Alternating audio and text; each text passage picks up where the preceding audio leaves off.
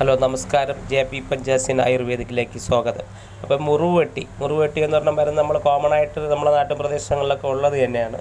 അടിഭാഗം ഒരു പർപ്പിൾ കളറും മേൽഭാഗം ഡാർക്ക് ബ്ലൂ കളറും വരുന്ന ഒരു ഔഷധ സസ്യമാണ് മുറിവുവെട്ടി.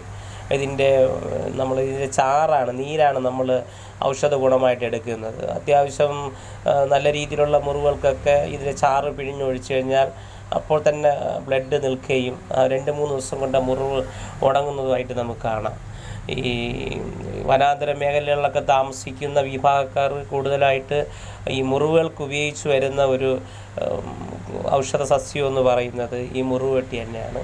പിന്നെ ഇതിൻ്റെ ദോഷങ്ങളെന്ന് പറയുന്നത് ഇവിടെ നട്ട് കഴിഞ്ഞാൽ ഇതിൻ്റെ തണ്ടിൽ നിന്ന് വേര് വരുന്നത് കൊണ്ട് പെട്ടെന്ന് അവിടെ അത്രയും ഒരു സ്പ്ലിറ്റായി വളരുന്ന ഒരു ഔഷധ സസ്യമാണ്.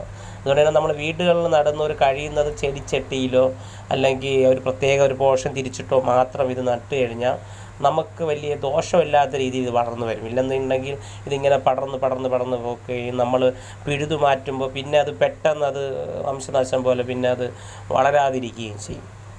ഓക്കെ, വീഡിയോ ഉപകാരപ്പെട്ടിട്ടുണ്ടെങ്കിൽ ചാനൽ സബ്സ്ക്രൈബ് ചെയ്യുക. Okay, thanks.